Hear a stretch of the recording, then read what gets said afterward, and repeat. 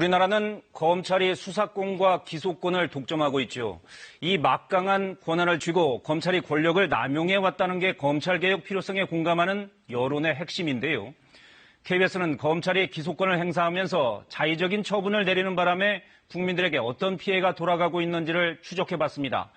죄는 있지만 재판에는 넘기지 않고 봐준다는 검찰 기소유예 제도의 맹점을 고발합니다. 먼저 송명희 기자입니다. 휴대폰 수리기사 47살 유모 씨. 지난해 업무상 횡령 혐의로 기소유예 처분을 받고 20년 넘게 다닌 직장을 잃었습니다. 네, 이 액정을 본사에 반납하지 않고 중간에서 빼돌려 판 수리기사들이 무더기로 적발됐습니다.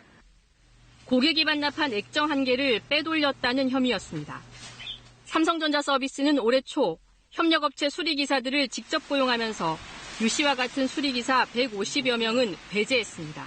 안 하겠다고 최종 결정해버립니다. 이지는 아닌데 왜 피해를 받지? 지금 보니까 저희가 문제가 생겨요. 하지만 같은 처지에 있던 남호 씨 등 6명이 낸 헌법소원에서 헌법재판소는 검찰이 죄를 입증할 만큼 수사를 다하지 못했다며 기소유예를 취소하라고 결정했습니다. 액정 유통업체와 거래했다라고 인정할 만한 직접 증거가 전혀 없다는 점을 같이 봤습니다. 그래서 중대한 수사 미진 또는 증거 판단에 잘못이 있다라고 봐서 자의적인 검찰권이 행사됐다.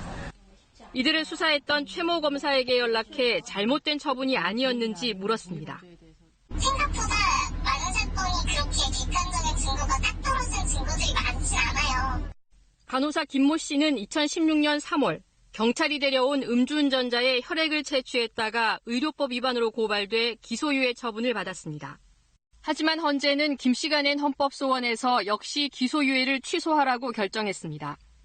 검찰 수사가 부족했던 것은 물론 죄가 된다며 적용한 법이 틀렸다는 판단이었습니다. 그게 수단으로 이루어진 거라면은 이거는 그 무면허 의료 행위의 어떤 그 요건에 해당하지 않거나 그 위법성이 없는 그런 행위로 볼 수 있는데 그거를 기소유예 처분으로 내린 거는 그건 자의적인 남용 행위다. 이제 그렇게 본 거죠. 그러나 검찰은 취소 결정 뒤에도 넉 달간 아무런 처분을 내리지 않았습니다. 김 씨는 그 사이 간호사 자격정지 통보를 받았습니다. 법이라는 게 다 절차가 있기 때문에 그 절차를 밟는 게 다소간의 시간이 걸리고요. 하지만 잘못된 처분을 한 수사검사들과 결재선에 있는 부장, 차장, 검사장은 아직 아무런 불이익도 받지 않았습니다. 그러니까 수사부터 공소제기 그리고 실제 이 사람의 죄 확정까지 사실상 검찰이 다 하고 있는 거거든요. 그러니까 재판받을 권리를 아예 침해하고 있는 거니까. 검찰은 한 해 평균 전체 수사 대상자의 17.9%인 34만 명 정도를 기소유예 처분하고 있습니다. KBS 뉴스 송명희입니다.